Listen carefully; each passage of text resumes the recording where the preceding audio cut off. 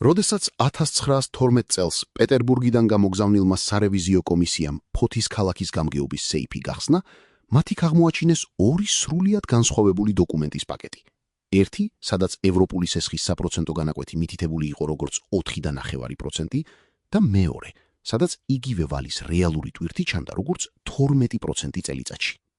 ორივე დოკუმენტს ჰქონდა ოფიციალური ბეჭდები, ორივეს ხელს აწერდნენ იგივე ხალხი, ორივე ინახებოდა იმავე სეიფში, მაგრამ ისინი ერთმანეთს ეწინააღმდეგებოდნენ ისე, თითქოს ორ პარალელურ რეალობას აღწერდნენ.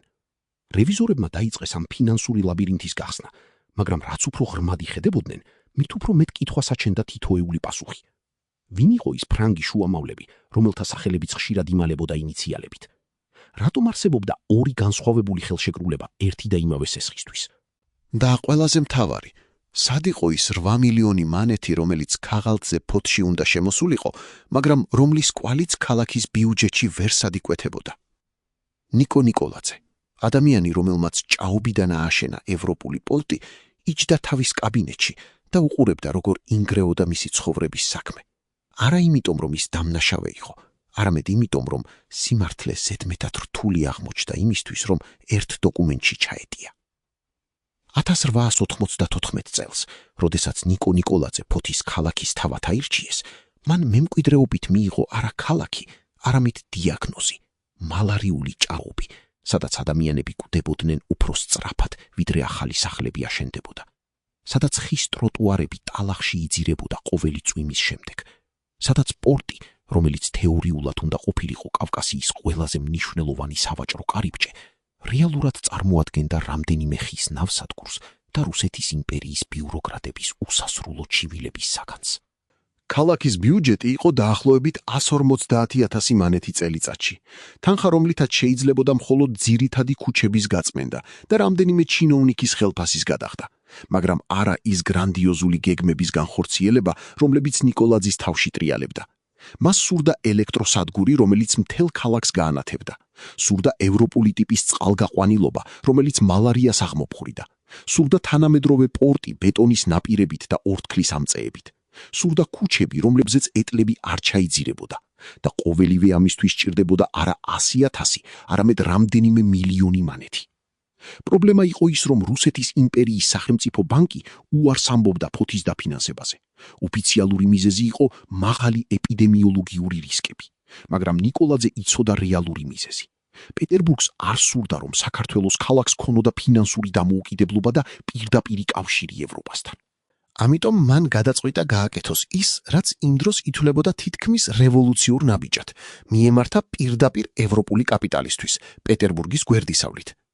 1895 წელს ნიკოლაძე პირველად ჩავიდა პარიზში, არა როგორც ტურისტი, არამედ როგორც მოლაპარაკე, რომელსაც ჯიბეში ჰქონდა ფოთის ქალაქის სათათბიროს მანდატი და თავში გეგმა, რომელიც ევროპელ ბანკირებს უნდა დაერწმუნებინა, რომ ინვესტიცია შავი ზღვის ჭაობიან პორტში იყო არა გიჟური იდეა, არამედ გენიალური ბიზნეს შესაძლებლობა. მან თან წაიღო რუკები, სადაც ფოთი გამოსახული იყო როგორც სტრატეგიული წერტილი ევროპასა და აზიას შორის. წაიღო სტატისტიკა იმის შესახებ, თუ როგორ იზრდებოდა ბაქოს ნავთობის ექსპორტი და როგორ სჭირდებოდა ამ ნავთობს ახალი გასასვლელი ევროპისკენ. წაიღო საკუთარი რეპუტაცია, ადამიანისა, რომელიც წლების განმავლობაში ცხოვრობდა ევროპაში, იცნობდა ფრანგულ და გერმანულ ინტელექტუალურ წრეებს და რომლის სახელი იყო გარანტია სერიოზულობისა. პარიზის ბირჟის მაკლერები, რომლებიც ჩვეულად ეპყრობოდნენ ფრანგულ რკინიგზებსა და კოლონიურ პლანტაციერს, პირველად ისმენდნენ წინადადებას ინვესტიცია ჩადონ რუსეთის იმპერიის პერიფერიულ ქალაქში, რომლის სახელიც მათ აქამდე არც კი გაუგონიათ. ნიკოლაძე საუბრობდა მათთან ფრანგულად, იყენებდა ევროპულ ფინანსურ ტერმინოლოგიას, აჩვენებდა გაანგარიშებებს, სადაც ნათლად ჩანდა, რომ პორტის მოდერნიზაცია გაზრდიდა საბაჟო შემოსავლებს ისე, რომ სესხის დაფარვა შესაძლებელი იქნებოდა 10-15 წელიწადში. მაგრამ ფრანგი ბანკირები არ იყვნენ რომანტიკოსები, ისინი იყვნენ პრაგმატიკოსები და მათ ესმოდათ, რომ ფოთი იყო მაღალი რისკის ზონა. ამიტომ მათ დააწესეს პირობები, რომლებიც ნიკოლაძეს უნდა მიეღო თუ სურდა ფულის მიღება. და სწორედ ამ პირობებში იყო ჩაფლული ის ფინანსური ხაფანგი, რომელიც მოგვიანებით გახდებოდა მისი დაცემის მიზეზი. ოფიციალურად, ფოთის ქალაქმა გასცა მუნიციპალური ობლიგაციები 4.9%-იანი წლიური განაკვეთით. ეს იყო სტანდარტული პირობა ევროპული მუნიციპალური სესხებისთვის და ქაღალდზე ყველაფერი გამოიყურებოდა იდეალურად. ფოთის სათათბირო სოქმებში, რომლებიც დღესაც ინახება საქართველოს ეროვნულ არქივში, ნათლად არის ჩაწერილი. სესხი აღებულია ხანგრძლივი ვადით, წლიური საპროცენტო განაკვეთით 4,5%, გადახდის გრაფიკით 15 წლის განმავლობაში. ეს იყო ის ციფრი, რომელსაც ნიკოლაძე აჩვენებდა ფოთის მოსახლეობას. ეს იყო ის ციფრი, რომელსაც ის იყენებდა საჯარო გამოსვლებში. ეს იყო ის ციფრი, რომელიც უნდა დამშვიდიბოდა ყველას, ვინც ეჭვობდა, რომ ევროპული ფული ძალიან ძვირი არ ჩდებოდა. მაგრამ რეალობა იყო ბევრად უფრო რთული, ვიდრე ეს ერთი ციფრი. პირველი, რაც ფრანგმა ბანკირებმა მოითხოვეს, იყო გარანტიები. მათ სურდათ, რომ ფოთის პორტის შემოსავლები პირდაპირ დაგირავებული იყოს სესხის უზრუნველსაყოფად, რაც ნიშნავდა, რომ თუ ქალაქი ვერ გადაიხდიდა ვალს, ფრანგულ ბანკს ექნებოდა უფლება პირდაპირ აეღო ფული საბაჟო და საპორტო მოსაკრებლებიდან. მეორე, რაც მათ მოითხოვეს, იყო შუამავლები, ადამიანები, რომლებიც იქნებოდნენ პასუხისმგებელნი ფულის ტრანსფერზე, ვალუტის კონვერტაციაზე, დოკუმენტების მომზადებაზე და რომლებიც, რა თქმა უნდა, მიიღებდნენ საკუთარ საკომისიოს. სწორედ აქ იწყება ის ნაწილი, რომელიც დღემდე არის დავის საგანი. ვინ იყვნენ ეს შუამავლები, რამხელა იყო მათი საკომისიო და რამდენად იყო ნიკოლაძე თავად ჩართული ამ ფინანსურ სქემაში. არსებობს დოკუმენტები, სადაც ნახსენებია ფრანგი და ბელგიელი ფინანსისტების ჯგუფი, რომლებიც მოქმედებდნენ როგორც შუამავლები ფოთსა და პარიზის ბირჟას შორის. მათი სახელები ხშირად იმალება ინიციალებით, ზოგჯერ ჩანს მხოლოდ საბანკო სახლების დასახელებები, ზოგჯერ კი საერთოდ არაფერი, გარდა ფრაზისა ევროპული წარმომადგენლები. ნიკოლაძის ოპონენტები, განსაკუთრებით ფოთის ადგილობრივი ვაჭრები, რომლებსაც ნიკოლაძემ გაუზარდა გადასახადები ქალაქის განვითარების დასაფინანსებლად, იწყებენ კამპანიას მის წინააღმდეგ. ისინი წერენ დასმენებს პეტერბურგში, სადაც ამტკიცებენ, რომ ნიკოლაძე და მისი ფრანგი მეგობრები ერთად ყოფენ ფოთის ფულს, რომ რეალური საპროცენტო განაკვეთი არის არა 4, არამედ 12%, რადგან ობლიგაციები იყიდება დისკონტით, ანუ 100 მანეთიანი ობლიგაცია რეალურად იყიდება 80 მანეთად, მაგრამ ქალაქს ვალი ერიცხება 100-ზე და ამას ემატება კონვერტაციის ხარჯები, შუამავლების საკომისიო, ტრანსპორტირების ხარჯები და ყველა ის ფარული პროცენტი, რომელიც ოფიციალურ დოკუმენტებში არ ჩანს. ეს ბრალდებები ვრცელდება ფოთის ქუჩებში, ხვდება ადგილობრივ გაზეთებში, აღწევს ქუთაისის გუბერნიის კანცელარიას და საბოლოოდ აღწევს პეტერბურგსაც.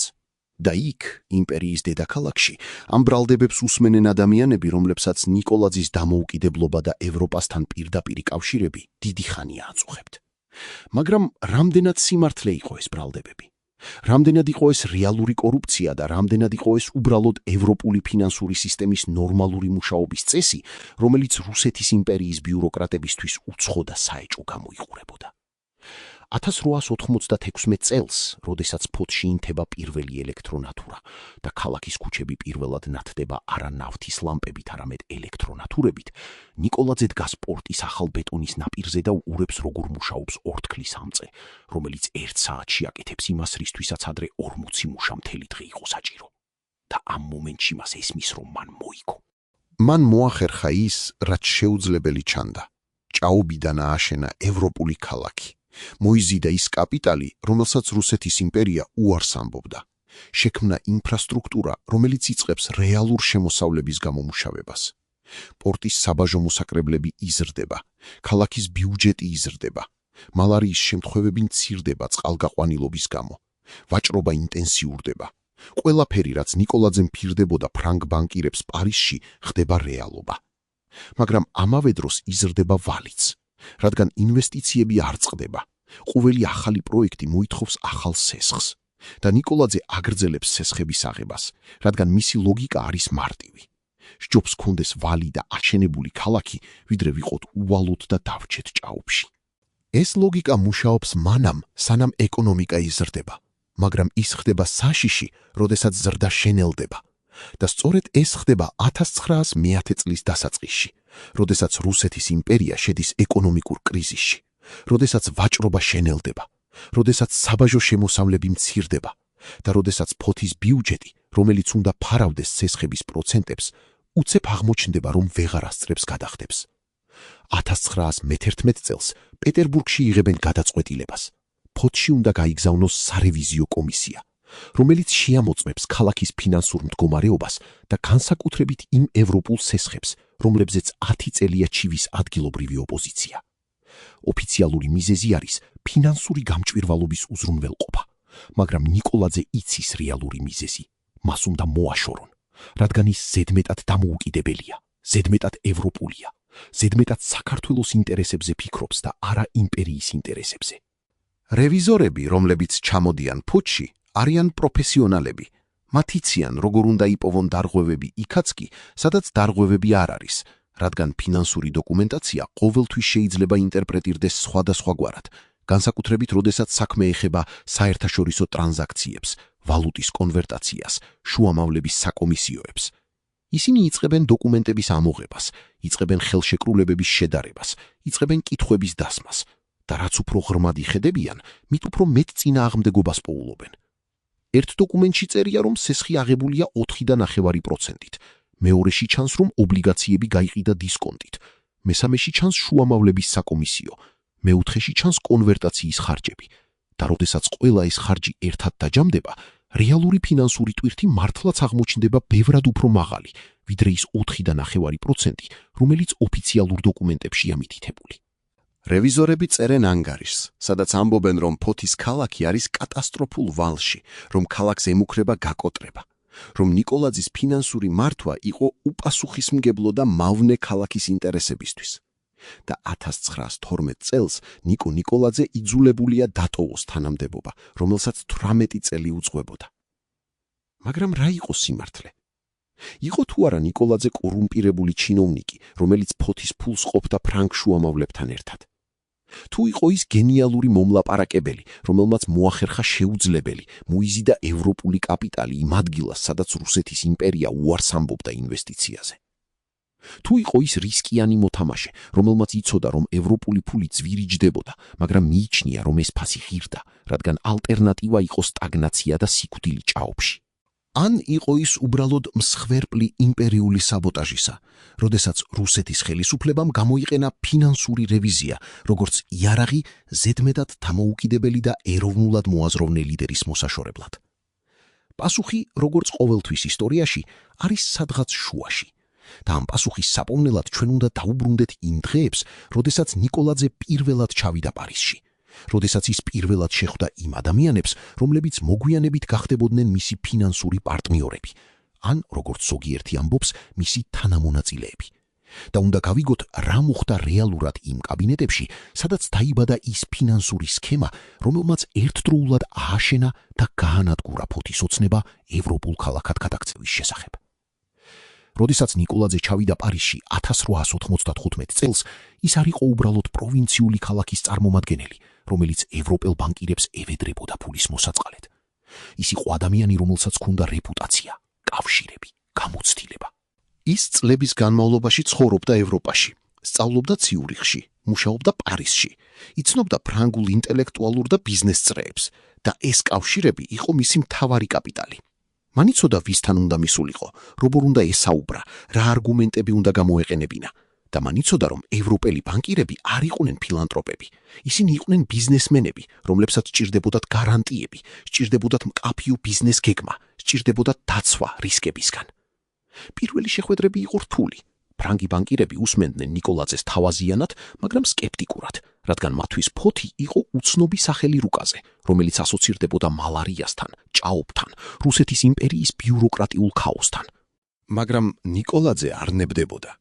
ის აჩვენებდა ციფრებს, რომლებიც ადასტურებდნენ, რომ ბაქოს ნავთობის ექსპორტი იზრდებოდა ყოველწლიურად, რომ ამ ნავთობს სჭირდებოდა გასასვლელი ევროპისკენ, რომ ფოთი იყო ყველაზე მოკლე და ეფექტური მარშრუტი, რომ პორტის მოდერნიზაცია გაზრდიდა ტრანზიტს, რომ ტრანზიტი გაზრდიდა საბაჟო შემოსავლებს, რომ საბაჟო შემოსავლები იქნებოდა გარანტია სესხის დაფარვისთვის. ის საუბრობდა არა როგორც მათხოვარი, არამედ როგორც პარტნიორი, რომელიც თავაზობდა მომგებიან ინვესტიციას. და ნელ-ნელა, შეხვედრიდან შეხვედრამდე, ის იწყებს ინტერესის გაღვივებას. მაგრამ ინტერესი არ ნიშნავდა ნდობას. და სწორედ აქ შედის სცენაზე ის ფიგურები, რომლებიც მოგვიანებით გახდებოდნენ ყველაზე საკამათო ელემენტი მთელ ამ ისტორიაში, შუამავლები. ფრანგი ბანკირები არ იყვნენ მზად პირდაპირ ეკონტაქტად რუსეთის იმპერიის პერიფერიულ ქალაქთან. მათ სჭირდებოდათ ადამიანები, რომლებიც იქნებოდნენ პასუხისმგებელნი ყველა ტექნიკურ დეტალზე, ვალუტის კონვერტაციაზე, რუბლიდან ფრანგში და უკან, დოკუმენტების მომზადებაზე, რომლებიც უნდა შესრულებულიყო ფრანგული და რუსული სამართლის მოთხოვნების შესაბამისად, ფულის ტრანსფერზე, რომელიც იმ დროს არ იყო მარტივი ოპერაცია, ობლიგაციების განთავსებაზე პარიზის ბირჟაზე და ყველაზე მთავარი რისკების მართვაზე. ეს შუამავლები იყვნენ ფინანსური ინჟინრები, რომლებიც აკეთებდნენ იმას, რისი გაკეთებაც არც ნიკოლაძეს შეეძლო და არც ფრანგულ ბანკებს სურდათ. ისინი იყვნენ ხიდი ორ სამყაროს შორის და ამ ხიდის გადასვლა ჯდებოდა ფულში. რამდენს ჯდებოდა? ოფიციალურად შუამავლების საკომისიო იყო დაახლოებით 1-2% გარიგების ოდენობიდან. ეს იყო სტანდარტული პრაქტიკა ევროპულ ფინანსურ ბაზარზე. მაგრამ ოპოზიცია ამტკიცებდა, რომ რეალური საკომისიო იყო ბევრად უფრო მაღალი, რომ ობლიგაციები იყიდებოდა დისკონტით, რომ არსებობდა ფარული ხარჯები, რომლებიც არსად არ ჩანდა ოფიციალურ დოკუმენტებში და რომ ამ ფარულ ხარჯებში თავად ნიკოლაძეც იყო ჩართული. ეს ბრალდება, რომ ნიკოლაძე პირადად იღებდა ფულს შუამავლებისგან, იყო ყველაზე სერიოზული და ყველაზე საშიში, რადგან თუ ეს სიმართლე იყო, მაშინ ნიკოლაძე არ იყო გმირი, რომელიც თავის ქალაქს ავითარებდა, არამედ კორუმპირებული ჩინოვნიკი, რომელიც იყენებდა თავის თანამდებობას პირადი გამდიდრებისთვის. მაგრამ არსებობდა თუ არა მტკიცებულება ამ ბრალდების სასარგებლოდ. რევიზორები, რომლებიც 1912 წელს ამოწმებდნენ ფოთის ფინანსებს, ვერ იპოვეს პირდაპირ მტკიცებულება იმისა, რომ ნიკოლაძე პირადად იღებდა ფულს.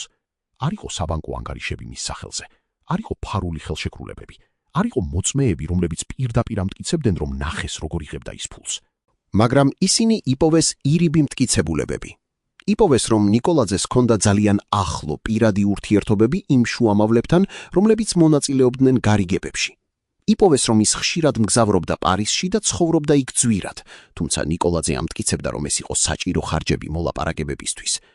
იპოვეს, რომ ზოგიერთი ფინანსური გადაწყვეტილება, რომელიც მან მიიღო, იყო ზედმეტად სასარგებლო იმ შუამავლებისთვის და ზედმეტად ძვირი ფოთისთვის. ეს ირიბი მტკიცებულებები არ იყო საკმარისი სისხლის სამართლის საქმის აღზარწრელად, მაგრამ ისინი იყო საკმარისი იმისთვის, რომ შექმნილიყო ეჭვი და იმპერიულ რუსეთში ეჭვი იყო საკმარისი იმისთვის, რომ ადამიანი მოეშორებინათ თანამდებობიდან. მაგრამ იყო კიდევ ერთი ვერსია, რომელიც იშვიათად ისმოდა იმ დროს, მაგრამ რომელიც დღეს 100 წლის შემდეგ ჟღერს ყველაზე დამაჯერებლად. ვერსია, რომ არანაირი კორუფცია არ არსებობდა, რომ ის, რაც ოპოზიცია და რევიზორები უწოდებდნენ ფარულ ხარჯებს და გაფლანგულ მილიონებს, რეალურად იყო უბრალოდ ევროპული ფინანსური სისტემის ნორმალური მუშაობის წესი, რომელიც რუსეთის იმპერიის ბიუროკრატებისთვის იყო უცხო და გაუგებარი. როდესაც ფრანგული ბანკი გასცემდა სესხს, ის არ გასცემდა მას 4.5%-ით. ეს იყო მხოლოდ ნომინალური განაკვეთი, რომელიც ეხებოდა ობლიგაციების კუპონს. მაგრამ რეალური ღირებულება სესხისა შედგებოდა ბევრი კომპონენტისგან. ობლიგაციების განთავსების ხარჯები ბირჟაზე, ვალუტის კონვერტაციის ხარჯები, შუამავლების საკომისიო, რისკის პრემია, რადგან ფოთი იყო მაღალი რისკის ზონა და ყველა ის ტექნიკური ხარჯი, რომელიც თან სდევდა საერთაშორისო ფინანსურ ოპერაციას. როდესაც ყველა ეს ხარჯი ერთად დაჯამდებოდა, რეალური ღირებულება მართლაც შეიძლებოდა აღწევდა 12%-ს, მაგრამ ეს არ ნიშნავდა, რომ ვინმე იპარავდა ფულს. ეს ნიშნავდა, რომ ასე მუშაობდა ევროპული ფინანსური ბაზარი. პრობლემა იყო ის, რომ ნიკოლაძე, როდესაც ის საუბრობდა ფოთის მოსახლეობასთან, ახსენებდა მხოლოდ ნომინალურ განაკვეთს, 4.5%-ს, რადგან ის იცოდა, რომ თუ ის ახსნიდა ყველა ტექნიკურ დეტალს და ყველა ფარულ ხარჯს, ხალხი არ გაიგებდა და შეშინდებოდა. ის აკეთებდა იმას, რასაც ყველა პოლიტიკოსი აკეთებს, გამარტივებდა რთულ რეალობას, რათა მისი გეგმა მისაღები გამხდარიყო.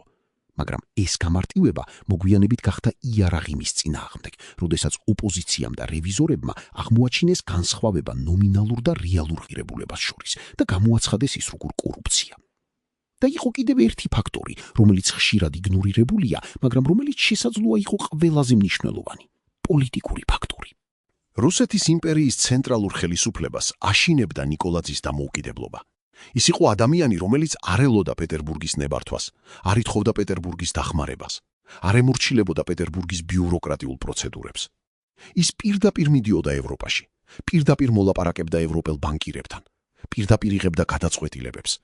და ეს იყო საშიში პრეცედენტი, რადგან თუ ფოთს შეეძლო ასე მოქცევა, მაშინ რატომ არ შეეძლოდა სხვა ქალაქებს? რატომ არ შეეძლოდა ბათუმს, ქუთაისს, თბილისს? რატომ არ შეეძლოდა მთელ საქართველოს? ნიკოლაძის წარმატება იყო არა მხოლოდ ფოთის წარმატება, ის იყო მოდელი იმისა, თუ როგორ შეეძლო რუსეთის იმპერიის პერიფერიულ რეგიონებს მიეღწიათ ეკონომიკური დამოუკიდებლობისთვის და სწორედ ამიტომ უნდა შეჩერებულიყო. ფინანსური რევიზია იყო მხოლოდ ინსტრუმენტი, საბაბი, ფორმალური მიზეზი. რეალური მიზეზი იყო პოლიტიკური. ნიკოლაძე იყო ზედმეტად დამოუკიდებელი, ზედმეტად ევროპულად მოაზროვნე, ზედმეტად საქართველოს ინტერესებზე ორიენტირებული და ამიტომ ის უნდა მოეშორებინათ ნებისმიერი ფასად. 1912 წელს, როდესაც ნიკოლაძე ტოვებს ფოთის ქალაქის თავის თანამდებობას, ის ტოვებს ქალაქს, რომელიც სრულიად განსხვავებულია იმ ქალაქისგან, რომელიც მან მიიღო 1894 წელს.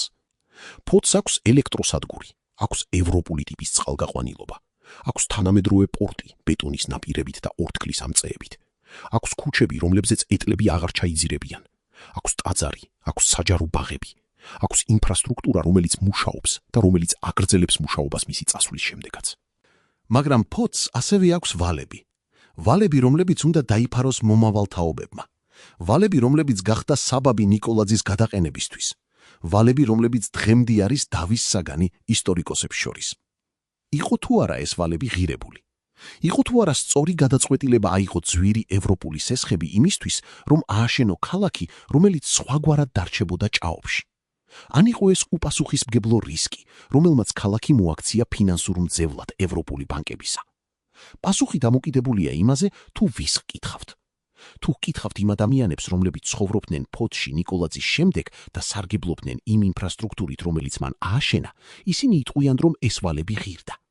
თუ გკითხავთ იმ ადამიანებს, რომლებიც იხდიდნენ გადასახადებს ამ ვალების დასაფარად, ისინი იტყვიან, რომ ეს იყო ზედმეტად ძვირი ფასი.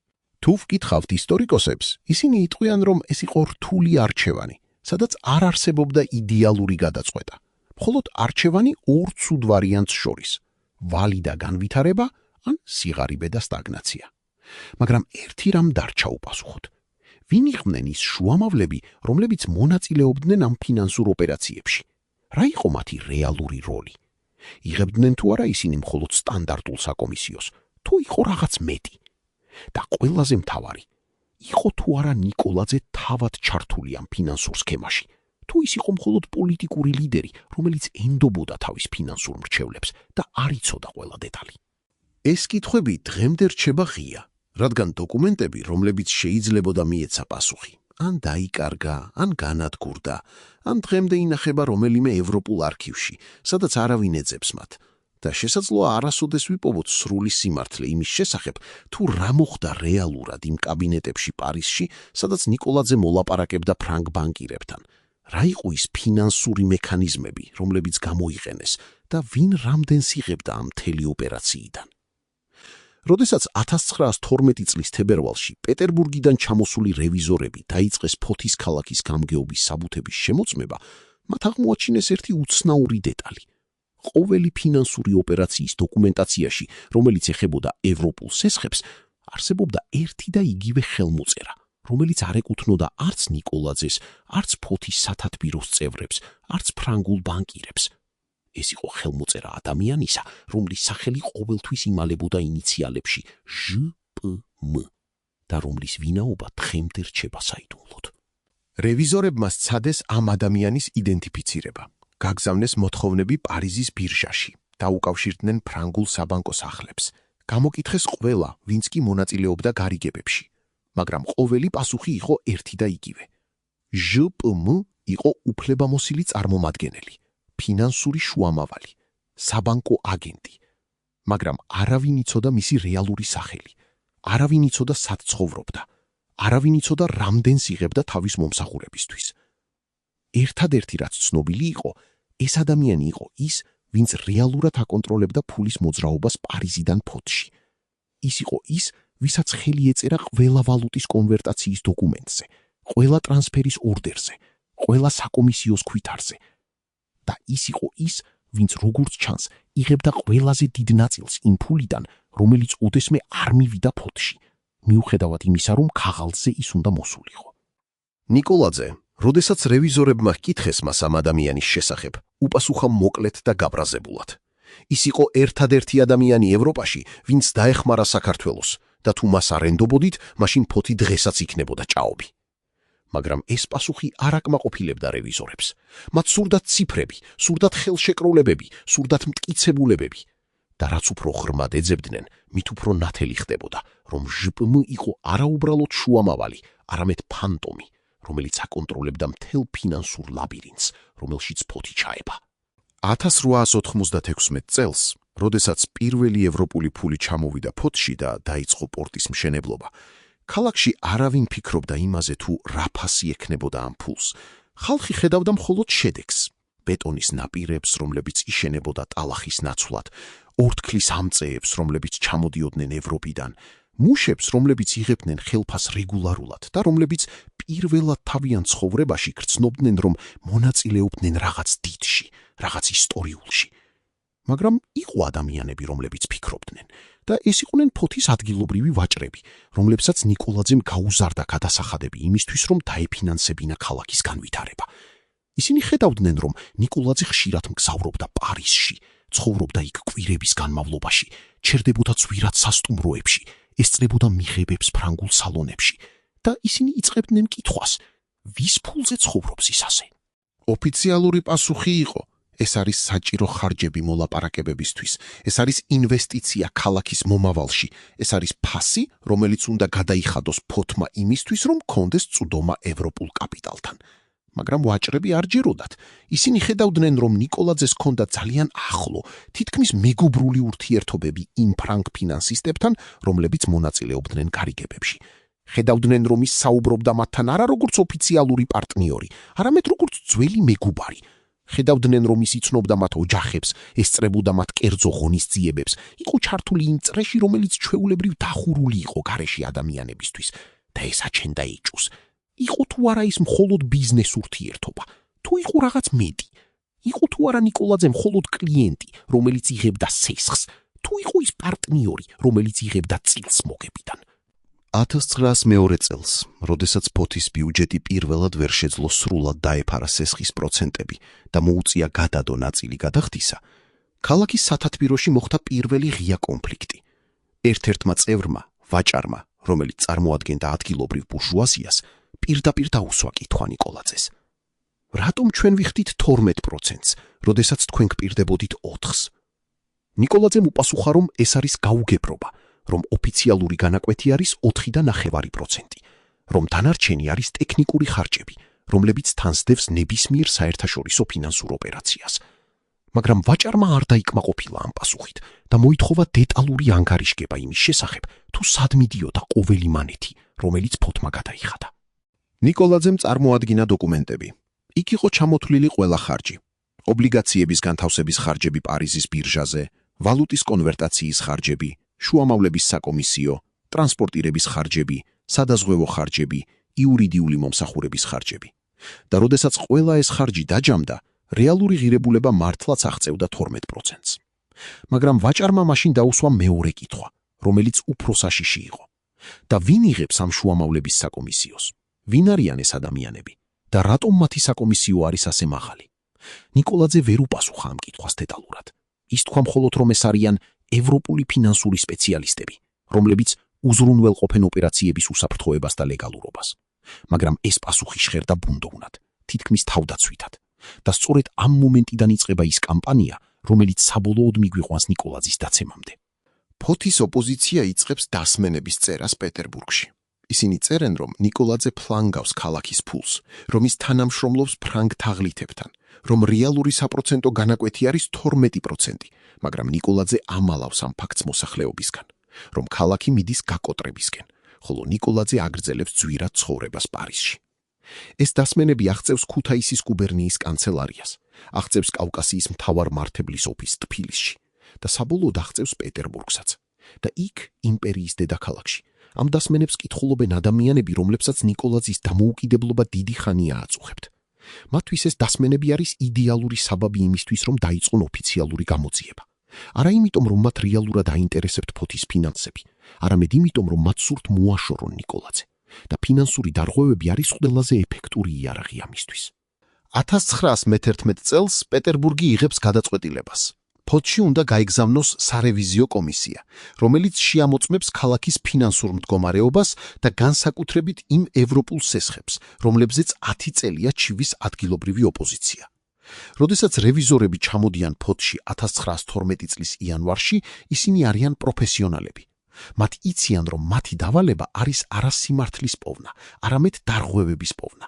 და მათ იციან, რომ ფინანსურ დოკუმენტაციაში ყოველთვის შეიძლება იპოვო რაღაც, რაც შეიძლება ინტერპრეტირდეს როგორც დარღვევა, თუ გინდა იპოვო. ისინი იწყებენ სისტემატურ მუშაობას. ამოიღებენ ყველა ხელშეკრულებას, რომელიც ოდესმე გაფორმდა ფოთსა და ევროპულ ბანკებს შორის. ამოიღებენ ყველა საბუთარს, რომელიც ეხება ფულის ტრანსფერებს. ამოიღებენ ყველა ქვითარს, რომელიც ადასტურებს გადახდებს და იწყებენ შედარებას. ისინი ადარებენ ოფიციალურ ხელშეკრულებებს რეალურ გადახდებს. ადარებენ დაპირებულ თანხებს მიღებულ თანხებს. ადარებენ ნომინალურ განაკვეთებს რეალურ ხარჯებს და ყოველ ჯერზე პოულობენ განსხვავებებს.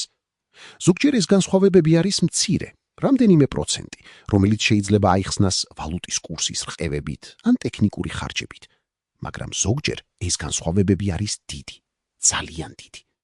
არის შემთხვევები, როდესაც ქაღალდზე ფოთმა უნდა მიიღოს 100,000 მანეთი, მაგრამ რეალურად მიიღო მხოლოდ 90,000 და ის 10,000 გაქრა სადღაც გზაში, პარიზსა და ფოთს შორის, ვალუტის კონვერტაციის დროს, შუამავლების ხელებში, ან უბრალოდ ჰაერში, თითქოს არასოდეს არსებულიყო. რევიზორები იწყებენ კითხვების დასმას.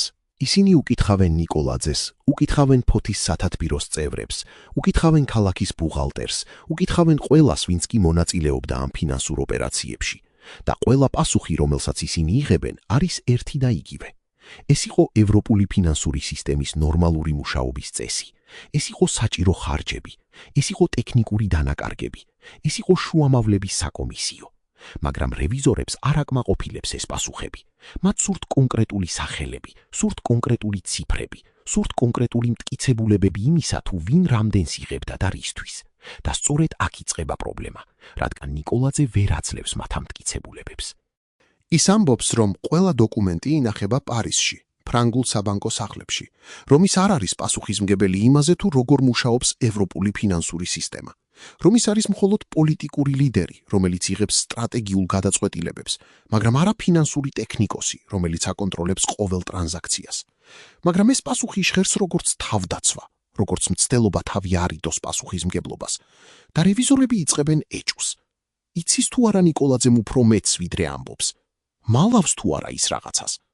არის თუ არა ის თავად ჩართული იმ ფინანსურ სქემაში, რომელიც, როგორც ჩანს, ფლანგავს ფოთის ფულს?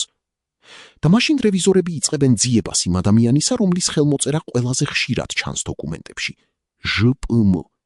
და აღმოაჩენენ, რომ ეს ადამიანი არის ფანტომი, რომელიც არსებობს მხოლოდ ქაღალდზე, მაგრამ რომლის რეალური ვინაობა არავის არ იცის. ისინი გზავნიან მოთხოვნებს პარიზში, ეძებენ მას ფრანგულ საბანკო რეესტრებში, ეძებენ მას ბირჟის დოკუმენტებში, ეძებენ მას ყველგან, მაგრამ ვერსად პოულობენ.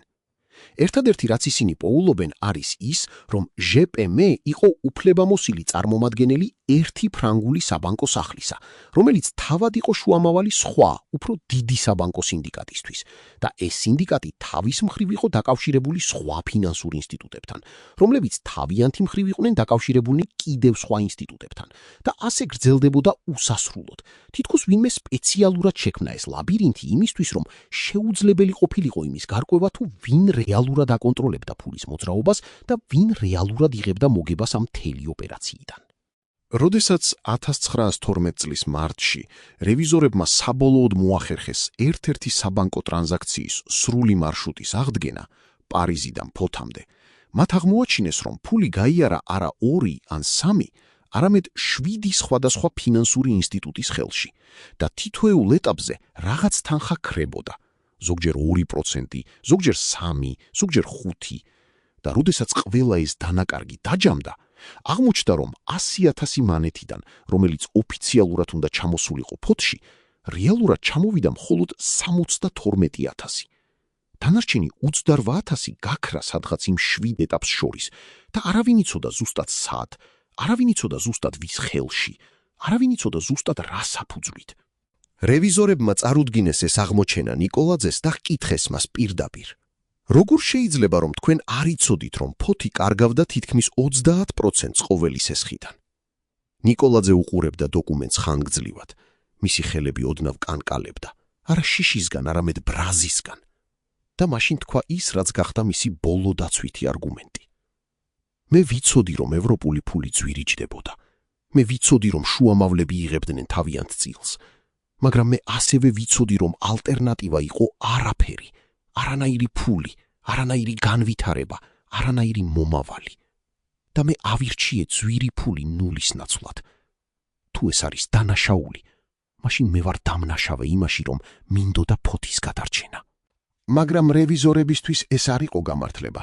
ეს იყო აღიარება იმისა, რომ ნიკოლაძემ იცოდა, რომ ქალაქი იხდიდა ბევრად მეცს, ვიდრე ოფიციალურად იყო გამოცხადებული, და მაინც გააგრძელა ეს პრაქტიკა. მაინც აგრძელებდა სესხების აღებას იმავე პირობებით. მაინც არ უთხრა სიმართლე ფოთის მოსახლეობას იმის შესახებ, თუ რა ფასი რეალურად ჰქონდა მათ ოცნებას ევროპულ ქალაქად გადაქცევის შესახებ.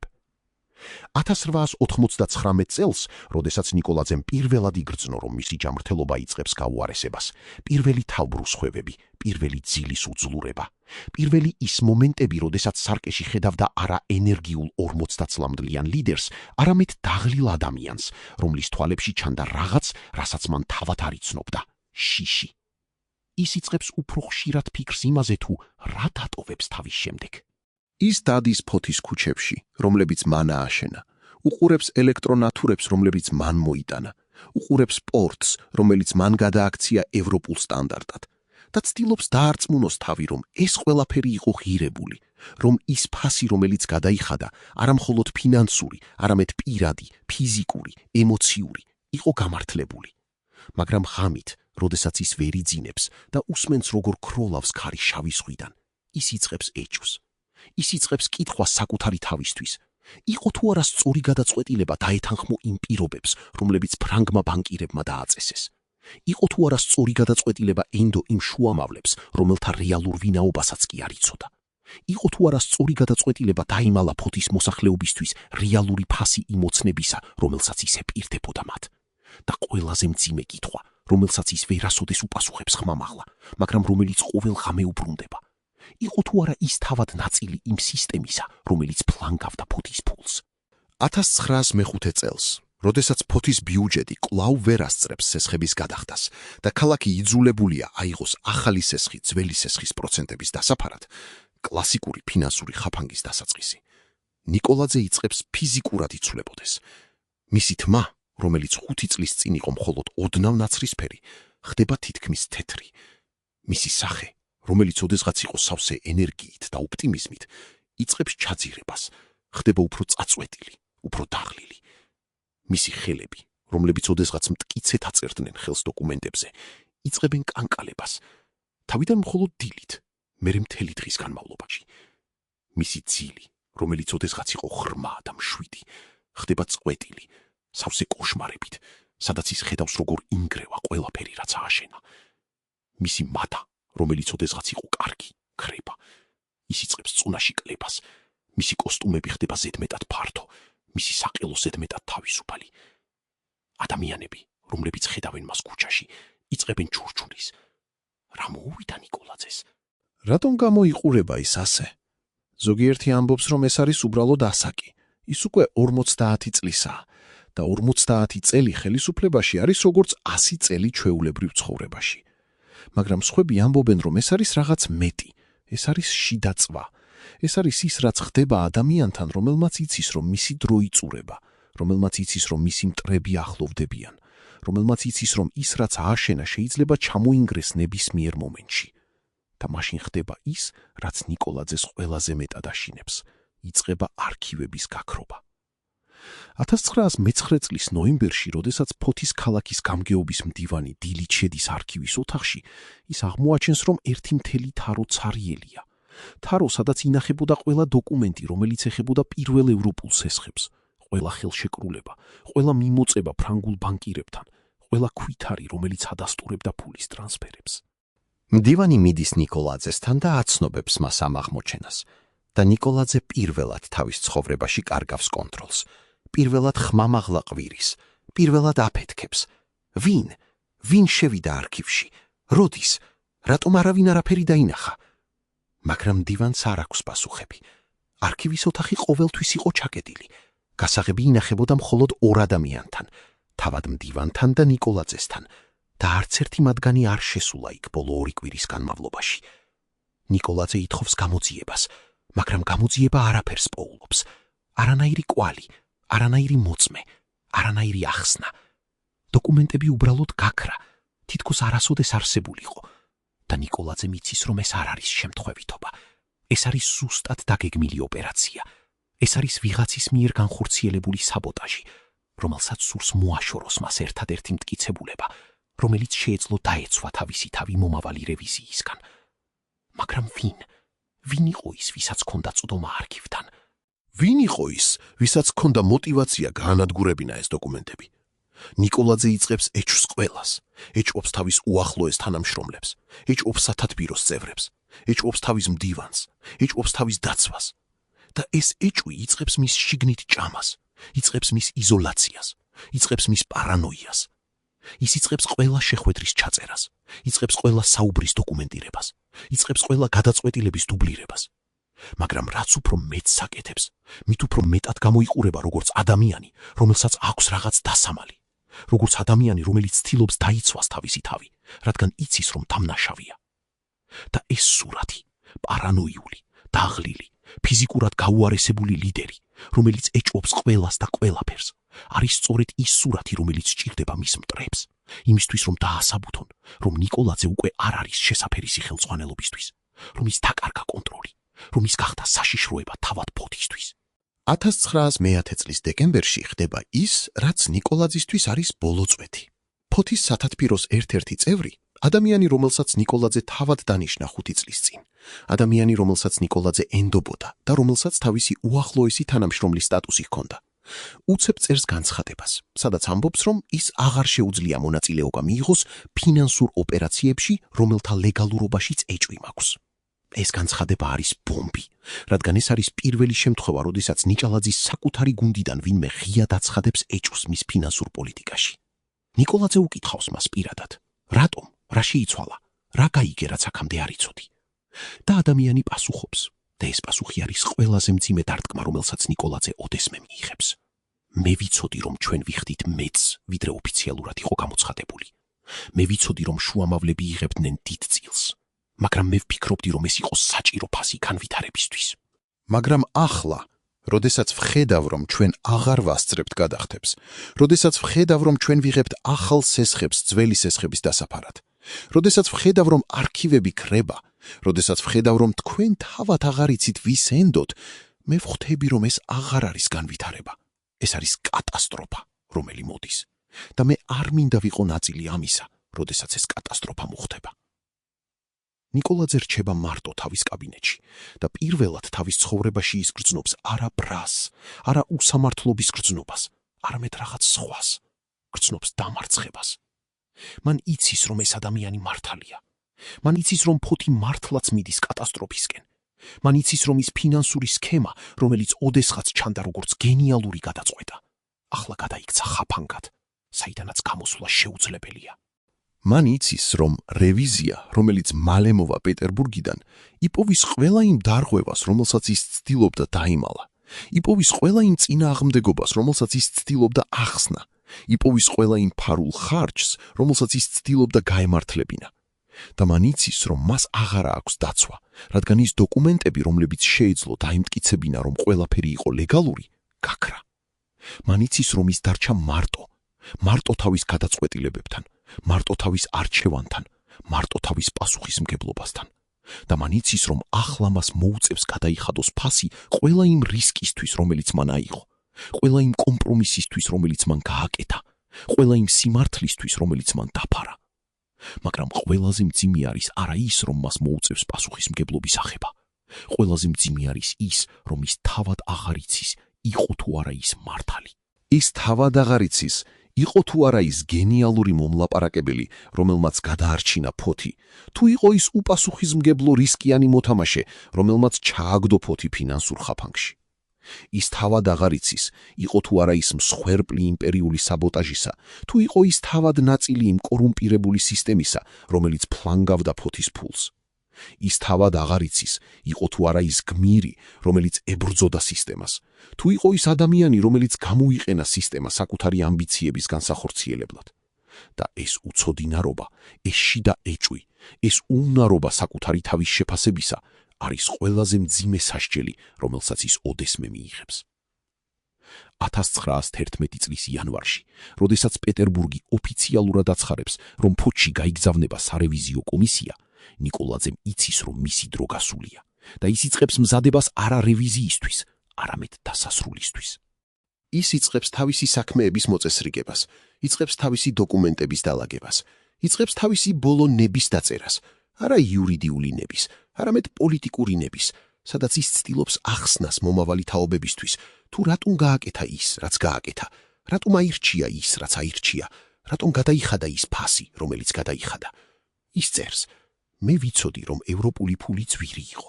მე ვიცოდი, რომ შუამავლები იღებდნენ დიდ წილს. მე ვიცოდი, რომ ფოთი იხდიდა ბევრად მეც, ვიდრე ოფიციალურად იყო გამოცხადებული.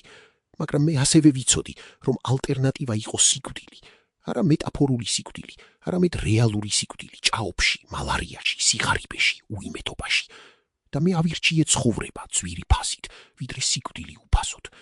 თუ ეს იყო შეცდომა, მაშინ ეს იყო ჩემი შეცდომა და მე ვიხეთ პასუხისმგებლობას მასზე. მაგრამ მე არ ვინანებ იმას, რომ ვცადე. მე ვინანებ მხოლოდ იმას, რომ ვერ მოვასწარი დავასრულე ის, რაც დავიწყე. და მაშინ 1911 წლის თებერვალში ხდება ის, რაც ნიკოლაძისთვის არის ბოლო დარტყმა. ის იღებს წერილს პარიზიდან. წერილს, რომელიც მოდის არა ოფიციალური საბანკო კანალებით, არამედ პირადი კურიერის მეშვეობით. წერილს, რომელიც ხელმოწერილია ინიციალებით ჟ.პ.მ. და ამ წერილში წერია: პატივცემულო ბატონო ნიკოლაძე, მე მიწევს გაცნობოთ, რომ ჩვენი თანამშრომლობა უნდა შეწყდეს. ფრანგული საბანკო სინდიკატი, რომელსაც მე წარვადგენ, მიიღო გადაწყვეტილება, რომ აღარ გასცემს ახალ სესხებს ფოთის ქალაქისთვის, ვიდრე არ მოხდება სრული ფინანსური აუდიტი და არ დადგინდება ქალაქის რეალური გადახდის უნარიანობა. ეს გადაწყვეტილება არ არის პირადი, ეს არის ბიზნეს გადაწყვეტილება, რომელიც დაფუძნებულია რისკების შეფასებაზე. მე პირადად მინდა გითხრათ, რომ თქვენთან მუშაობა იყო პრივილეგია და მე ვიცი, რომ თქვენი ინტენციები ყოველთვის იყო კეთილშობილური.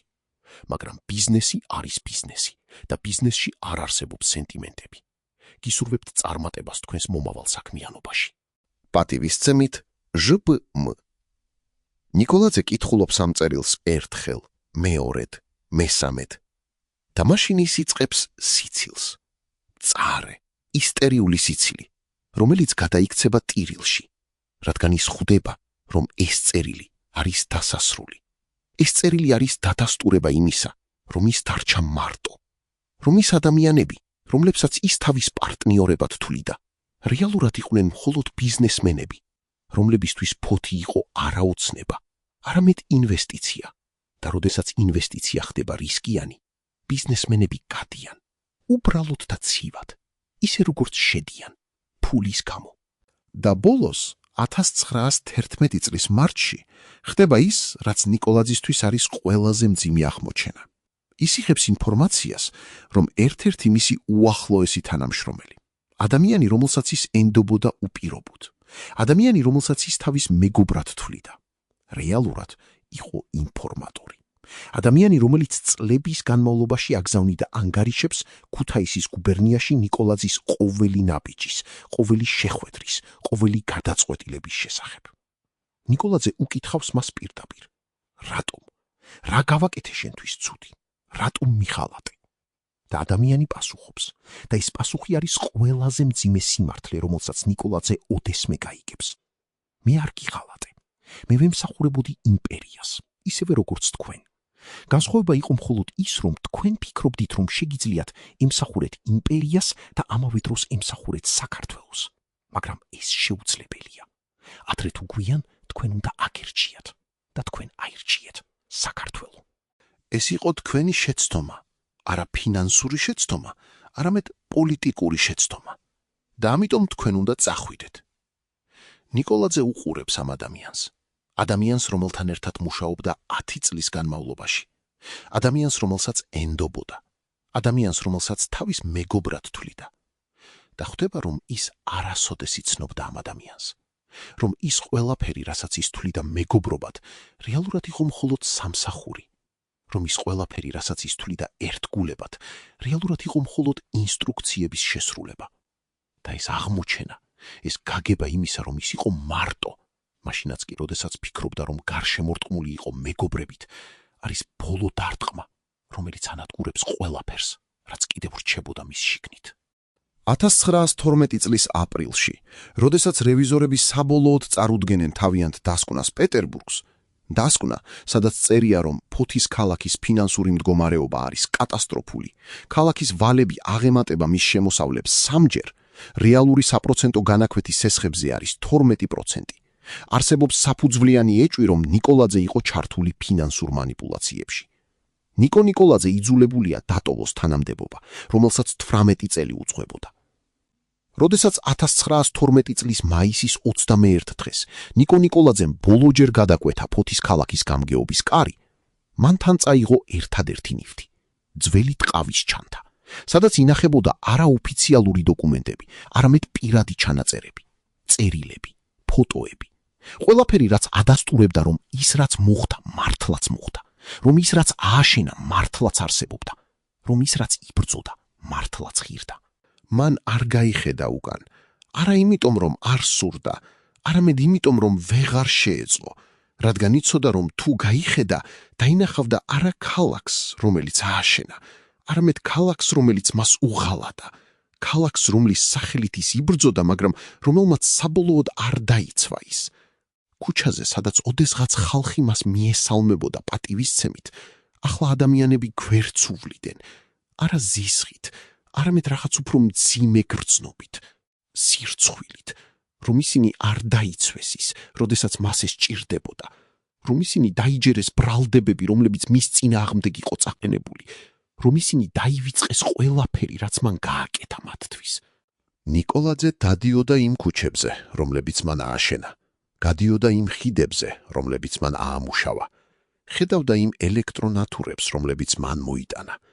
და ყოველი ნაბიჯი იყო როგორც ნემსი გულში, რადგან ყოველი ეს ნივთი ახსენებდა მას არა მხოლოდ იმას, რაც მან მიაღწია, არამედ იმასაც, რა ფასი გადაიხადა ამისთვის.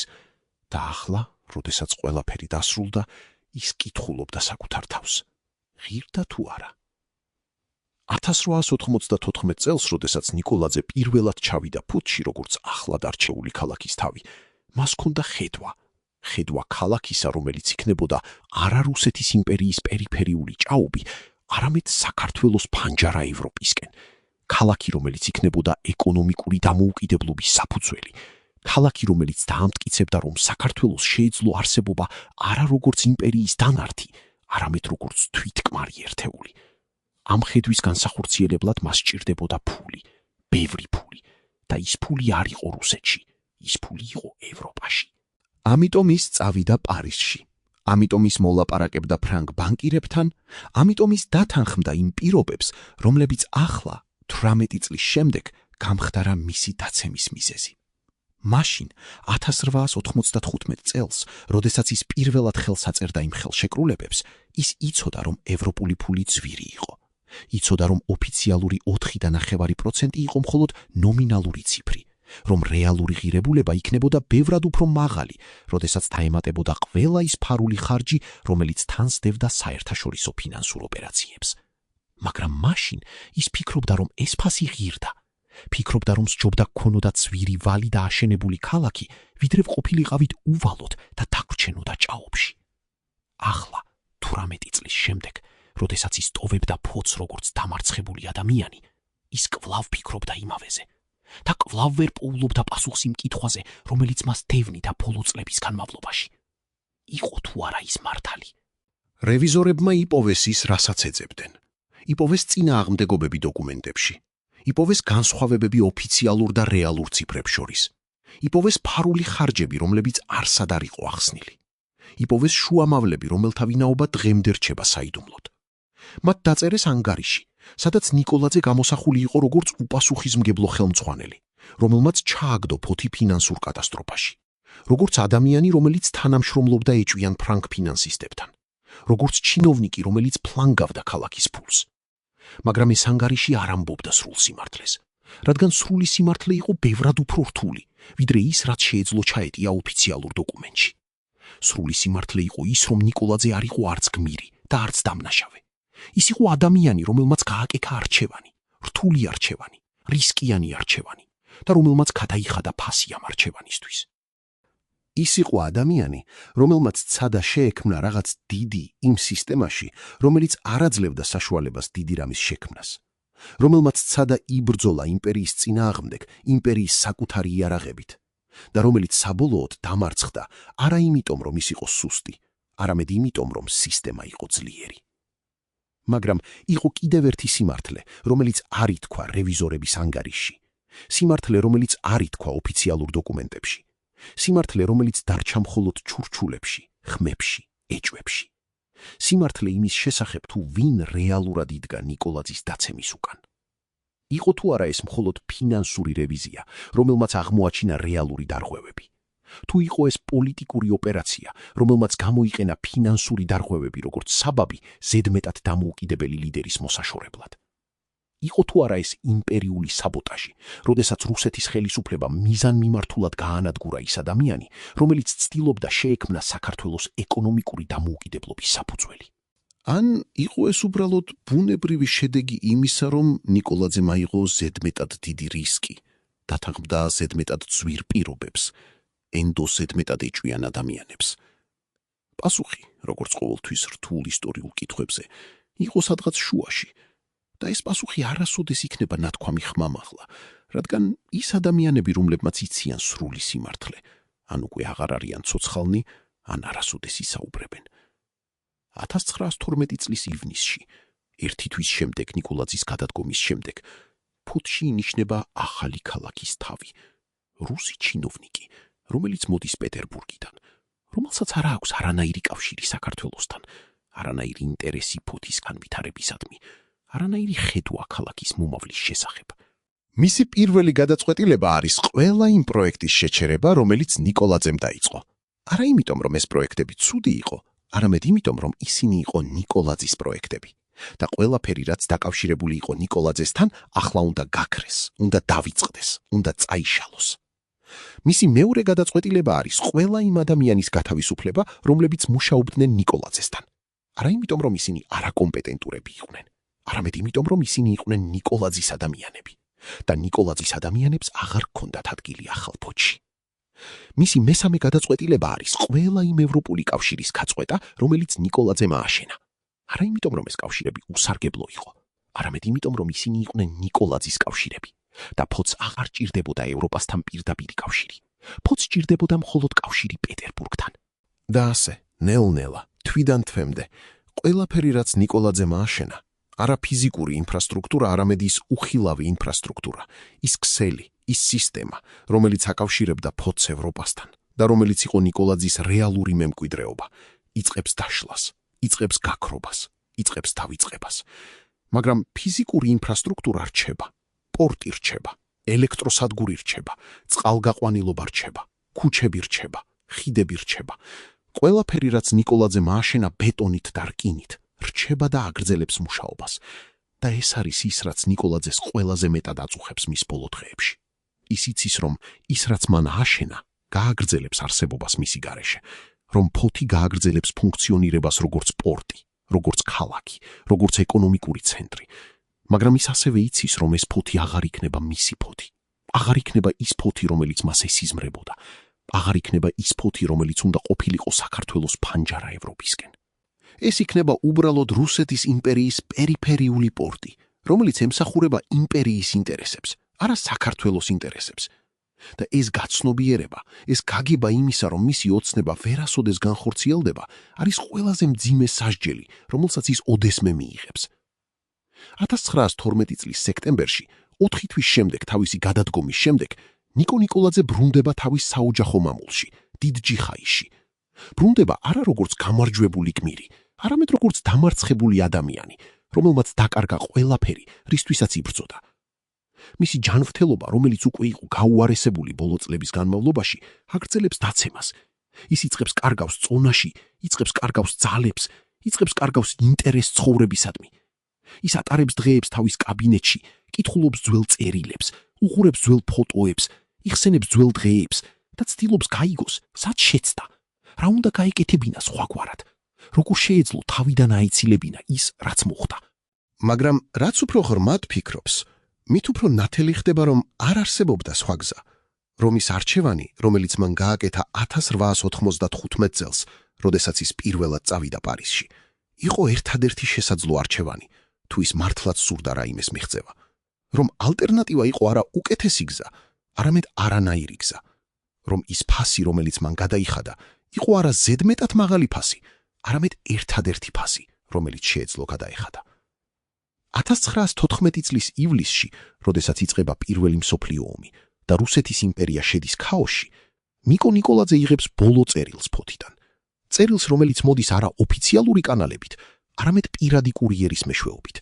წერილს, რომელიც წერია ერთ-ერთმა მისმა ძველმა თანამშრომელმა, ადამიანმა, რომელიც დარჩა ფოთში, მაშინაც კი, როდესაც ყველა სხვა წავიდა. წერილში წერია: პატივცემულო ბატონო ნიკოლაძე, მე მინდა გაცნობოთ, რომ ფოთი კვლავ ცოცხლობს. პორტი კვლავ მუშაობს, ელექტროსადგური კვლავ ანათებს ქუჩებს, წყალგაყვანილობა კვლავ მიაწოდებს წყალს სახლებში. ყველაფერი, რაც თქვენ ააშენეთ, კვლავ არსებობს და კვლავ ემსახურება ხალხს. მართალია, ახალი ხელისუფლება ცდილობს წაშალოს თქვენი სახელი ყველა დოკუმენტიდან, ცდილობს დაავიწყოს ხალხს, თუ ვინ რეალურად ააშენა ეს ყველაფერი. მაგრამ ხალხი იცის. ხალხი იხსენებს. ხალხი იცის, რომ ის ფოთი, რომელშიც ისინი ახლა ცხოვრობენ, არის თქვენი ფოთი, არის თქვენი ოცნების შედეგი, არის თქვენი მსხვერპლის ნაყოფი.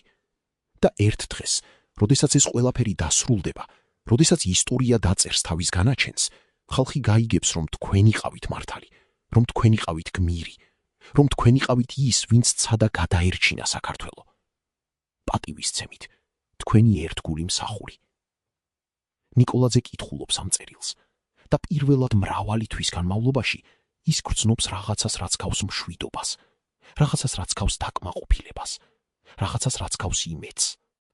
მაგრამ ეს მშვიდობა არ გრძელდება დიდხანს, რადგან 1915 წელს, როდესაც რუსეთის იმპერია აგრძელებს ქაოსში ჩაძირვას, როდესაც ომი აგრძელებს ათასობით ადამიანის მოკლას, როდესაც ძველი სამყარო იწყებს ინგრევას და ახალი სამყარო ჯერ არ დაბადებულა, ნიკო ნიკოლაძე იღებს ბოლო ინფორმაციას ფოთიდან. ინფორმაციას, რომელიც ამბობს, რომ ფოთის ფინანსური მდგომარეობა საბოლოოდ ჩამოიშალა, რომ ქალაქმა ვერ შეძლო გადაიხადა თავისი ვალები ევროპული ბანკებისთვის, რომ ფრანგულმა ბანკირებმა მოითხოვეს პორტის შემოსავლების დაკირავება, რომ რუსეთის ხელისუფლებამ უარი თქვა ამ მოთხოვნაზე, რომ დაიწყო საერთაშორისო სასამართლო დავა, რომ ფოთი გახდა არა ევროპული ქალაქი, არამედ ფინანსური კატასტროფის სიმბოლო. და ნიკოლაძე, როდესაც ის იღებს ამ ინფორმაციას, იცის, რომ ეს არის დასასრული. არა მხოლოდ მისი ოცნების დასასრული, არამედ მისი ცხოვრების დასასრული, რადგან ის აღარ შეუძლია ცხოვრება იმ სამყაროში, სადაც ყველაფერი, რისთვისაც ის იბრძოდა, ჩამოინგრა, სადაც ყველაფერი, რაც ის ააშენა, გადაიქცა ნანგრევებად, სადაც ყველაფერი, რაც ის ჯეროდა, აღმოჩნდა ილუზიად. 1915 წლის ოქტომბერში, 50 წლის ასაკში, ნიკო ნიკოლაძე ტოვებს ამ სამყაროს, ტოვებს მშვიდად, ძილში, თავის საწოლში დიდ ჯიხაიში, გარშემორტყმული თავისი ოჯახით, მაგრამ შინაგანად მარტო, როგორც ყოველთვის იყო მარტო ბოლო წლების განმავლობაში. მისი ბოლო სიტყვები, რომლებიც მან უთხრა თავის ცოლს რამდენიმე საათით ადრე, იყო: მე ვიცოდი, რომ ეს ასე დასრულდებოდა. მე ყოველთვის ვიცოდი, მაგრამ მე მაინც უნდა მესცადა, რადგან თუ არ სცდი, მაშინ უკვე მკვარი ხარ. და ეს სიტყვები, ეს ბოლო აღიარება, ეს ბოლო გამართლება, ეს ბოლო დაცვა არის ის, რაც რჩება მისი შემდეგ, ის, რაც განსაზღვრავს მის მემკვიდრეობას, ის, რაც ხსნის მის არჩევანს. ის იყო ადამიანი, რომელმაც სცადა, მიუხედავად იმისა, რომ იცოდა, რომ შეიძლება ვერ მოახერხოს, რადგან მისთვის მცდელობა თავისთავად იყო გამარჯვება, რადგან მისთვის ბრძოლა თავისთავად იყო მიზანი, რადგან მისთვის ოცნება თავისთავად იყო ღირებული, მიუხედავად იმისა, რომ ეს ოცნება ვერასოდეს განხორციელდა, ნიკო ნიკოლაძის სიკვდილის შემდეგ მისი ოჯახი დარჩა იმ ვალებით, რომლებიც მან აიღო ფოთის განვითარებისთვის. არაოფიციალური ვალები, რადგან ის ვალები იყო ქალაქის ვალები, არამედ მორალური ვალები, ვალები იმ ადამიანების წინაშე, რომლებიც ენდობოდნენ მას, ვალები იმ ოცნების წინაშე, რომლებიც ის ფირდებოდა მათ. მისი ცოლი ოლღა გურამიშვილი ნიკოლაძე გაატარა დანარჩენი ცხოვრება, ცდილობდა დაეცვა მისი მეუღლის რეპუტაცია, ცდილობდა დაემტკიცებინა, რომ ის არ იყო კორუმპირებული ჩინოვნიკი, არამედ ხედვის მქონე ლიდერი. მაგრამ ის ცხოვრობა იმ დროს, როდესაც ძველი რუსეთის იმპერია ინგრეოდა და ახალი საბჭოთა იმპერია იბადებოდა და არც ერთ მათგანს არ აინტერესებდა ერთი ქართველი რეფორმატორის ისტორია. მისი შვილები, რომლებიც გაიზარდნენ მამის ჩრდილში, ცდილობდნენ გაერკვიათ, ვინ იყო მათი მამა რეალურად, გმირი თუ ავანტიურისტი, მსხვერპლი თუ თანამონაწილე. მაგრამ რაც უფრო მეც სწავლობდნენ, მით უფრო ნათელი ხდებოდა, რომ პასუხი არ იყო მარტივი, რომ მათი მამა იყო ორივე და არც ერთი, რომ ის იყო ადამიანი, რომელიც ცხოვრობდა რთულ დროში და აკეთებდა რთულ არჩევანს, და რომ ამ არჩევანის შეფასება დამოკიდებულია იმაზე, თუ რა პერსპექტივიდან უყურებ მას. ის ადამიანები, რომლებიც თანამშრომლობდნენ ნიკოლაძესთან ფოთში, ის შუამავლები, ის ფრანგი ბანკირები, ის ფინანსისტები, რომელთა სახელებიც იმალებოდა ინიციალებში, გააგრძელეს თავიანთი ცხოვრება, თითქოს არაფერი მომხდარიყო. ზოგიერთი მათგანი გახდა კიდევ უფრო მდიდარი პირველი მსოფლიო ომის დროს, სპეკულაციით სამხედრო კონტრაქტებზე. ზოგიერთი მათგანი დაკარგა ყველაფერი რუსეთის რევოლუციის დროს, როდესაც ბოლშევიკებმა ნაციონალიზაცია გაუკეთეს ყველა უცხოურ აქტივს. მაგრამ არც ერთი მათგანი არასოდეს ისაუბრა ღიად იმის შესახებ, თუ რა მოხდა რეალურად ფოთში, თუ რამდენს იღებდნენ ისინი რეალურად, თუ იყო თუ არა ნიკოლაძე თავად ჩართული იმ ფინანსურ სქემაში. და ეს დუმილი, ეს უარი ისტორიის წინაშე ჩვენების მიცემაზე არის ის, რაც ყველაზე მეტად აწუხებს ისტორიკოსებს დღემდე, რადგან ის ნიშნავს, რომ სრული სიმართლე ფოთის ფინანსური ლაბირინთის შესახებ ვერასოდეს იქნება ცნობილი. ფოთი თავად გააგრძელა არსებობა. გაიარა პირველი მსოფლიო ომი, გაიარა რუსეთის რევოლუცია, გაიარა საქართველოს დამოუკიდებლობა და მისი დაკარგვა, გაიარა საბჭოთა ოკუპაცია, გაიარა მეორე მსოფლიო ომი, გაიარა საბჭოთა კავშირის დაშლა და საქართველოს ხელახალი დამოუკიდებლობა. და ყოველ ამ ეტაპზე ფოთი რჩებოდა ის, რაც ნიკოლაძემ გახადა: პორტი, ეკონომიკური ცენტრი, კარიბჭე შავ ზღვაზე. ის ინფრასტრუქტურა, რომელიც ნიკოლაძემ ააშენა, პორტის ნაპირები, ელექტროსადგური, წყალგაყვანილობა, გააგრძელა მუშაობა 10 წლეულების განმავლობაში. ზოგი მათგანი დღემდე ფუნქციონირებს. მაგრამ ნიკოლაძის სახელი თავად, ის სახელი, რომელიც უნდა ყოფილიყო ამ ყველაფრის სიმბოლო, ნელ-ნელა გაქრა ოფიციალური ისტორიიდან, წაიშალა დოკუმენტებიდან, დაივიწყა ახალი თაობების მიერ. საბჭოთა პერიოდში, როდესაც ისტორია იწერებოდა იდეოლოგიური ფილტრების მეშვეობით, ნიკოლაძე გამოსახული იყო როგორც ბურჟუაზიული რეფორმატორი, რომელიც ემსახურებოდა იმპერიალისტურ ინტერესებს, და ეს შეფასება, თუმცა იდეოლოგიურად მოტივირებული, შეიცავდა ერთ მნიშვნელოვან სიმართლეს. ნიკოლაძე მართლაც ცდილობდა ინტეგრირება ევროპულ კაპიტალისტურ სისტემაში, მართლაც ცდილობდა გამოეყენებინა ევროპული ფული საქართველოს განვითარებისთვის, და ეს საბჭოთა იდეოლოგიის თვალსაზრისით იყო ხალატი. დღეს, 100 წლის შემდეგ, ნიკოლაძის სიკვდილის შემდეგ, ისტორიკოსები კვლავ კამათობენ იმის შესახებ, თუ ვინ იყო ის რეალურად, გმირი თუ ავანტიურისტი, მსხვერპლი თუ თანამონაწილე, გენიალური მომლაპარაკებელი თუ უპასუხისმგებლო რისკიანი მოთამაშე. ზოგიერთი ისტორიკოსი ამბობს, რომ ის იყო წინამორბედი, ადამიანი, რომელიც ცდილობდა შეექმნა საქართველოს ეკონომიკური დამოუკიდებლობის საფუძველი იმ დროს, როდესაც ეს იყო თითქმის შეუძლებელი. სხვები ამბობენ, რომ ის იყო ნაივური იდეალისტი, რომელმაც ვერ გაიგო ევროპული კაპიტალიზმის რეალური ბუნება და ჩააგდო ფოთი ფინანსურ ხაფანგში. კიდევ სხვები ამბობენ, რომ ის იყო პრაგმატიკოსი, რომელმაც იცოდა ზუსტად რას აკეთებდა, იცოდა რა ფასი ექნებოდა მის გადაწყვეტილებებს და მაინც გააგრძელა, რადგან მისთვის მიზანი ამართლებდა საშუალებას. და ყველა ეს შეფასება არის ნაწილობრივ სწორი და ნაწილობრივ არასწორი. რადგან ნიკოლაძე იყო ყველა ეს ერთდროულად. იყო იდეალისტი და პრაგმატიკოსი, იყო გმირი და ავანტიურისტი, იყო მსხვერპლი და თანამონაწილე. რადგან ის იყო ადამიანი, რთული ადამიანი, წინააღმდეგობრივი ადამიანი. ადამიანი, რომელიც ცხოვრობდა რთულ დროში და აკეთებდა რთულ არჩევანს. მაგრამ ერთი კითხვა რჩება. კითხვა, რომელზეც არასოდეს იქნება პასუხი. კითხვა, რომელიც დღემდე აწუხებს ყველას, ვინც კვლევს ამ ისტორიას. იყო თუ არა ნიკოლაძე პირადად ჩართული იმ ფინანსურ სქემაში, რომელიც ფლანგავდა ფოთის ფულს? იღებდა თუ არა ის პირადად ფულს იმ შუამავლებისგან, რომლებიც მონაწილეობდნენ გარიგებებში?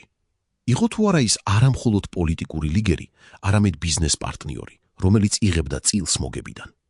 ან იყო ის მხოლოდ ნაივური იდეალისტი, რომელიც ენდობოდა არასწორ ადამიანებს და არ იცოდა, რომ ისინი იყენებდნენ მას? დოკუმენტები, რომლებიც შეიძლებოდა მიეცა პასუხი ამ კითხვაზე, ან დაიქარგა, ან განადგურდა, ან დღემდე ინახება რომელიმე ევროპულ არქივში, სადაც არავინ ეძებს მათ. მოწმეები, რომლებმაც იციან სიმართლე, ყველა უკვე გარდაცვლილია. და ის ადამიანები, რომლებმაც შეიძლება იციან რაღაც, შთამომავლები იმ ფრანგი ბანკირებისა, შთამომავლები იმ შუამავლებისა, თუ ისინი საერთოდ არსებობენ, არასოდეს ისაუბრებენ. და ასე, ნიკო ნიკოლაძის ისტორია რჩება როგორც ღია კითხვა, როგორც გამოუხსნელი ამოცანა, როგორც ისტორიული საიდუმლო, რომელიც ვერასოდეს იქნება სრულად გახსნილი. ის, რაც ცნობილია, რომ ის ააშენა ფოთი, რომ ის მოიზიდა ევროპული კაპიტალი, რომ ის გადაიხადა მძიმე ფასი ამისთვის, არის საკმარისი იმისთვის, რომ ის დარჩეს ისტორიაში როგორც მნიშვნელოვანი ფიგურა. მაგრამ ის, რაც უცნობია, თუ ის იყო გმირი თუ ავანტიურისტი, თუ ის იყო მსხვერპლი თუ თანამონაწილე, არის ის, რაც ხდის მის ისტორიას საინტერესოს, რაც ხდის მას ადამიანურს, რაც ხდის მას აქტუალურს დღესაც. რადგან ნიკოლაძის ისტორია არის არამხოლოდ ისტორია ერთი ადამიანის შესახებ. ეს არის ისტორია იმის შესახებ, თუ როგორ ცდილობს მცირე ერი გადარჩეს დიდი იმპერიის ჭრდილში, როგორ ცდილობს ის მოიპოვოს ეკონომიკური დამოუკიდებლობა, როგორ ცდილობს ის გამოიყენოს ევროპული კაპიტალი საკუთარი განვითარებისთვის და რა ფასი უხდება მას ამისთვის. დღეს, როდესაც საქართველო კვლავ ეძებს თავის ადგილს ევროპასა და აზიას შორის, როდესაც ის კვლავ ცდილობს მოიზიდოს უცხოური ინვესტიციების, როდესაც ის კვლავ ბრძოლობს ეკონომიკური დამოუკიდებლობისთვის, ნიკო ნიკოლაძის ისტორია რჩება აქტუალური. რჩება აქტუალური არა როგორც წარსული, არამედ როგორც გაფრთხილება, როგორც გაკვეთილი, როგორც შეხსენება იმისა, რომ ევროპული ფული ყოველთვის ძვირიჭდება, რომ უცხოური ინვესტიციები ყოველთვის მოდის პირობებით, რომ ეკონომიკური დამოუკიდებლობა ყოველთვის მოითხოვს მსხვერპლს და რომ ის ადამიანები, რომლებიც ცდილობენ მიაღწიონ ამ დამოუკიდებლობას, ყოველთვის იხდიან პირად ფასს, ყოველთვის რჩებიან მარტო, ყოველთვის ხდებიან საეჭვო ფიგურები, რომელთა რეალური როლი ისტორიაში ვერასოდეს იქნება სრულად შეფასებული მათი ცხოვრების დროს. მაგრამ ყველაზე მთავარი კითხვა, რომელიც რჩება ნიკო ნიკოლაძის ისტორიიდან, არის არა ის თუ ვინ იყო ის რეალურად, არამედ ის თუ ვინ იყო ის ფანტომი, ის ჟპ. ის ადამიანი, რომლის ხელმოწერა იყო ყველა დოკუმენტზე, მაგრამ რომლის ვინაობა დღემდე რჩება საიდუმლოდ. იყო თუ არა ის რეალური ადამიანი, თუ იყო ის მხოლოდ ფიქცია, გამოგონილი სახელი, რომელიც გამოიყენებოდა იმისთვის, რომ დაფარულიყო რეალური ბენეფიციარები. და თუ ის იყო რეალური ადამიანი, სად არის ის ახლა? რა მოუვიდა მას ფოთის ფინანსური ლაბირინთიდან? და ყველაზე მთავარი, იცოდა თუ არა ნიკოლაძე ვინ იყო ის რეალურად? ეს კითხვები დღემდე რჩება უპასუხოდ და შესაძლოა ისინი ყოველთვის დარჩება უპასუხოდ, რადგან ზოგიერთი ისტორიული საიდუმლო განკუთვნილია იმისთვის, რომ დარჩეს საიდუმლოდ, რადგან ზოგიერთი სიმართლე არის ზედმეტად საშიში იმისთვის, რომ ითქვას ხმამაღლა, რადგან ზოგიერთი ადამიანი არის ზედმეტად ძლიერი იმისთვის, რომ მისი სახელი ოდესმე გახდეს ცნობილი.